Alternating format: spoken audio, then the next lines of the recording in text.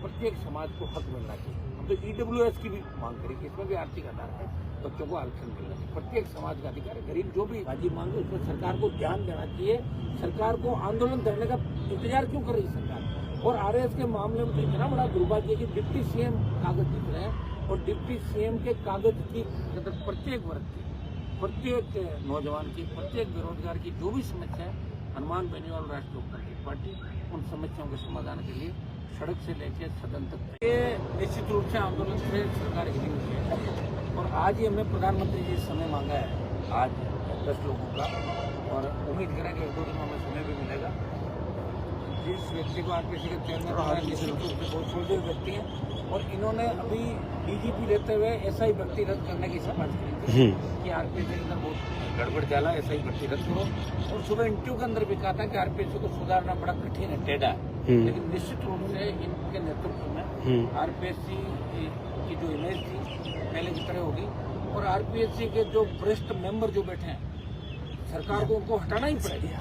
प्रधानमंत्री का जैसे ही मिलने का समय आएगा, मैं दे दूंगा थोड़ा। आप देखना सरकार को पता है, मोदी जी के पास अगर कोई पहुंच गया तो दिक्कत हो जाएगी। अगर मोदी जी का टाइम हमें मिल गया तो आप समझ लें कि बहुत बड़ी सफाइयाँ और हो जाएगी राजस्थान के अंदर। ऐसा ही भर्ती का भी हम बहुत सारी चीज लेके जाएंगे। तो प्रधानमंत्री ने ये कहा था कि मैं पेपर लीक माफिया को पाताल से ढूंढ लूंगा, हमको याद दिलाएंगे ना, उन तक सारी बात थोड़ी आती है। इसलिए हमने प्रधानमंत्री से समय मांगा। हमने पहले भी कहा था कि 9 तारीख को हम समय मांगे, कल मैं आ नहीं पाया था, आज हमने समय मांग लिया और निश्चित रूप से समय मिलेगा। 10 लोगों का समय हमने मांगा प्रधानमंत्री जी से।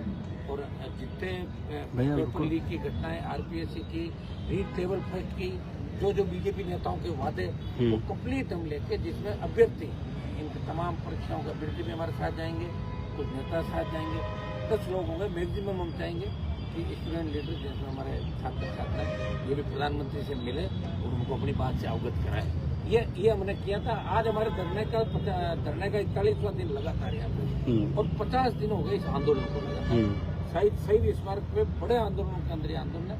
एक बार जेल आंदोलन, एक बार 1 लाख से ज्यादा जवानों की रैली, युवा आक्रोश रैली। और युवाओं के आक्रोश का परिणाम ये हुआ कि सरकार आनंद फान में RPSC को तैयार हो गई। सरकार अब भंग भी कर रही है, वो भंग करने का ही होगा। सारे मेंबर को हटा देंगे, खुद के इस्तीफे मांग लेंगे, देखना हम 1-2 दिन के अंदर क्या होता, फटाफट होगा। ये हमारी जीत नहीं होगी। हमारी जीत जब होगी जब RPSC का पूरा पुनर्गठन होगा, संरचना किस आधार होगी, पॉलिटिकल नियुक्तियां नहीं होगी। हम चाहते हैं कि UPSC की तर्ज पर नियुक्तियां हो, ताकि आने वाले बच्चों के भविष्य, आने वाले समय के अंदर बच्चों का भविष्य बर्बाद नहीं हो। सब कुछ हमारा तो यही है। RPSC कर्मचारी चयन बोर्ड, माध्यमिक शिक्षा बोर्ड जो एग्जाम कराता है, वो तीनों पे उंगली उठी है। आप देखिए, और जिस तरह न्याय मंत्री, कानून मंत्री की पोती नकल करती हुई पकड़ी जाती है, तो सरकार का धनी धोरी कौन है? या तो प्रधानमंत्री के पास खबर नहीं जा रही है, या दिखा है कुछ जाता है, किया कुछ जाता है। इसी बात को लेकर डेलीगेशन हमारा वहाँ पर प्रधानमंत्री जी से मिलेगा और निश्चित रूप से बड़ी जीत हमारी होगी। सरकार से हम भर्ती रद्द कराएंगे, भजन लाल सरकार की इनका कमिटमेंट, और इनका कमिटमेंट इनको हम याद दिला रहे हैं कि आपके नेताओं ने बड़ी बड़ी बातें करी थी, SI भर्ती रद्द करने की, RPSC पुनर्गठन की, कई नेताओं ने और भी बात करी। नौजवानों के आंदोलन के आगे सरकार के कानों में ही बात करनी थी। तो बातचीत हम दिल्ली जाने के बाद कंप्लीट आप बताए। दूसरा एक इश्यू और चल रहा है, RS भर्ती जो 24 है, इसको कराने की सरकार जिद करी, लेकिन जब तक पहले कोई प्रक्रिया पूरी नहीं होगी, सेमीफाइनल के बाद ही तो फाइनल होता है। पहले 23 को पूरा करो, अभी इंटरव्यू चल रहा है। 24 के जो बच्चे संघर्ष करें लंबे समय, मेरे पास भी आए थे पहले जब हम इस आंदोलन की शुरुआत कर रहे थे, तो सरकार को तो RS 24 है, उसको अभी जो तिथि है एग्जाम की, मेंस की, इसकी आगे बढ़ानी चाहिए। हम भी इनका समर्थन कर रहे हैं। और जो भी बच्चे आ रहे हैं, दूसरा फर्स्ट ग्रेड को लेकर आंदोलन चल रहा पड़ा, उस टाइम नेट UGC का एग्जाम भी उस समय उसी दिन है। तो ये 3 महीना आगे बढ़ाने की बात करें। फर्स्ट ग्रेड के बच्चे बहुत आंदोलित, 2-3 दिन 4-4 बच्चे इकट्ठे होते हैं। ये मेरे से भी मिले थे, आज भी कुछ बच्चे हैं वो सरकार से मांग करते हैं इन बच्चों के भी एग्जाम आगे बढ़ाएं, जो इनकी बाजी मांगे उस पर सरकार को ध्यान देना चाहिए। सरकार को आंदोलन करने का इंतजार क्यों कर रही सरकार? और RS के मामले में तो इतना बड़ा दुर्भाग्य है कि डिप्टी CM कागज दिख रहे हैं और डिप्टी CM के कागज की वहाँ कोई मुझे कह रहा था डिप्टी CM का कागज खोल के नहीं पड़ता था। इनको इसलिए उप मुख्यमंत्री पकड़ के दोनों को, इनको खुद को अपना वजूद को पहचानना चाहिए। या तो कह दो हमारे आगे उठा दो, हम तो सिर्फ मंत्री हैं। क्योंकि उप मुख्यमंत्री संविधान के अंदर होता नहीं है। ऐसे ही उप मुख्यमंत्री राजी हो जाता है, उप मुख्यमंत्री कई धीरे से बोले खूब धीरे से बोलते हैं मुख्यमंत्री जी। मुख्यमंत्री कोई पद नहीं है उप मुख्यमंत्री। मैं तो पहले जो मेरे बयान निकाल के देखोगे ना, वो आदमी विवादित बयान फिर नहीं दूंगा जब मैंने उप मुख्यमंत्री को मुख्यमंत्री की क्या बताया था। आपको जाना पिछले सरकारों को। सर, कल सबकी निगाहें दौसा पर रहेगी और एक मंच पर ध्रुव विरोधी सचिन पायलट और अशोक गहलोत। वो तो अशोक जी ने वो काम कर दिया जो करना चाह रहे थे। भाई सचिन पायलट जो लगातार लंबी लड़ाई अशोक गहलोत के खिलाफ लड़ रहे थे, मानेसर तक चले गए सरकार गिराने। उस वक्त मैं तो देखो अशोक गहलोत की सरकार गिराना नहीं था, मैं आपको साफ बताता हूँ। मेरे 3 विधायक अगर फ्लोर टेस्ट होता तो गहलोत के खिलाफ वोट डालते, और मैंने तो 18 में ये भी बयान दिया था गहलोत सचिन पायलट को मुख्यमंत्री बनाओ। 3 MLA साथ हैं, गुजर भी तेजाजी का जयकारा बोलते हैं, जाट भी बोलते हैं, और पायलट अगर CM बनते हैं तो राष्ट्रीय लोकतांत्रिक पार्टी कांग्रेस का साथ देगी। हम नहीं बने वो, मैं तो क्या कर सकता हूँ इस बात का। लेकिन जब इनको सरेंडर ही करना था तो 10 साल पहले कर लेते हैं, तो हो सकता है कि लास्ट के 6-8 महीने CM बना देते थे। उनका अशोक गहलोत के यहाँ जाके जिस तरह वो एक तरीके से सरेंडर हुए। अशोक गहलोत के पास तो अभी कोई पद नहीं है, किस तरह कोई राष्ट्रीय क्या पद है, कोई पद नहीं है। अगर किसी पद वाले व्यक्ति के पास जाए तब सोचे उस पद की गरिमा और उस हिसाब से जा रहे हैं, तो फिर सचिन पायलट ने जाके सरेंडर क्यों किया? किसी दूसरे नेता का शिकार करने की साजिश तो नहीं इसके अंदर।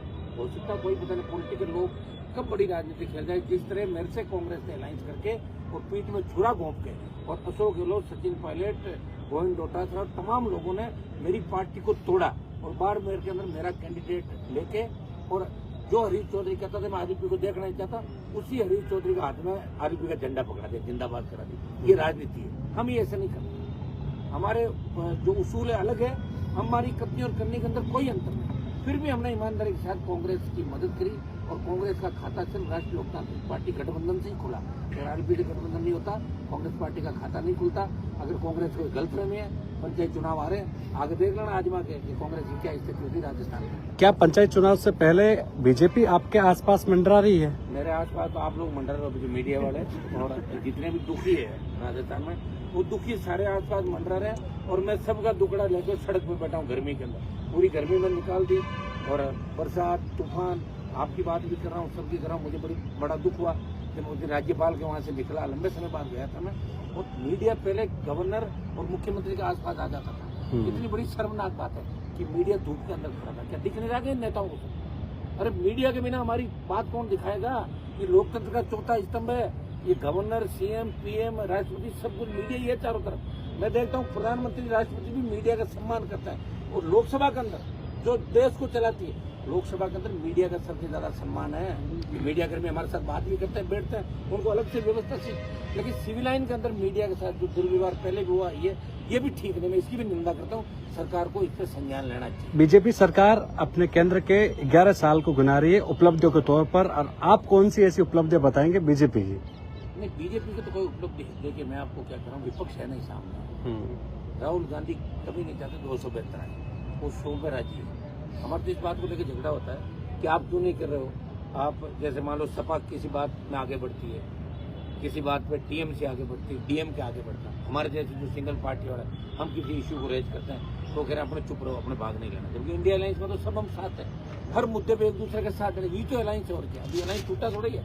वो बिल पे आपको पता कि हम सब ने वोट दिया था, एक वोट आपको दिख रहा है। कई लोगों ने गालियां भी दी, कई ने समर्थन भी किया। तो इंडिया अलायंस के अंदर हम साथ हैं। लेकिन राहुल गांधी जी का ये कहना है हम इस बार 100 आए, उनको 272 नहीं चाहिए। 100 अगली बार 110, उससे अगली बार 120, ऐसे करते 101 साल बाद 272 की बात करेंगे, तब तक सीटें 700-800 हो जाएगी। तो कांग्रेस को राज चाहिए नहीं, देश के अंदर नहीं चाहिए राज उनको।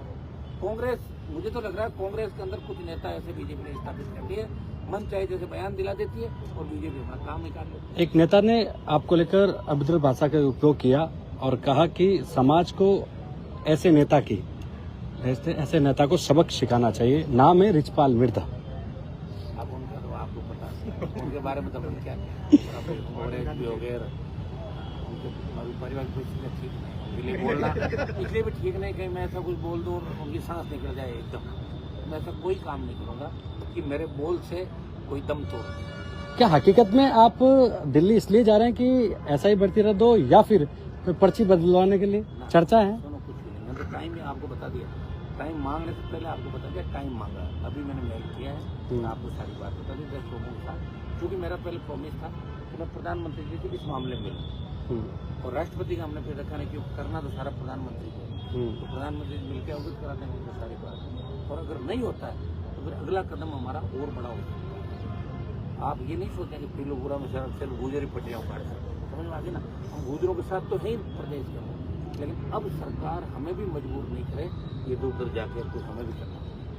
मदन राठौड़ जी ने कहा था कि जब गहलोत और सचिन पायलट जिस तरीके से मिले तो क्या रणनीति बनी कि उनकी मुलाकात के बाद में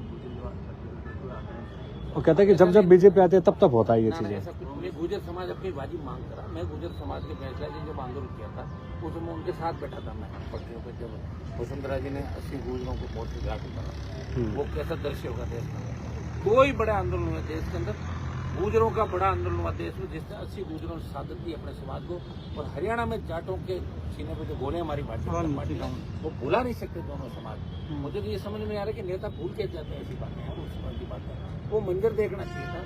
और बैंसला जी से बड़ा नेता कर्नल किरोड़ी सिंह बैंसला से बड़ा नेता गुजरों में मेरे हिसाब से कोई नहीं हुआ, जिस व्यक्ति ने इतने मजबूत तरीके से गुजरात आंदोलन को, चलो बलिदान हुआ, शहादत हुई, सारी बातें जो आता उसको जाना पड़ता है, लेकिन उस समय वो डटे रहे, सरकार को झुकाया। सरकार ने देखो उनको मारने का प्लान कर लिया था, कोई फैसला जी मार दो, लेकिन फिर भी वो हिम्मत के साथ डटे रहे और उसी का परिणाम है कि गुजरों की जीत हुई।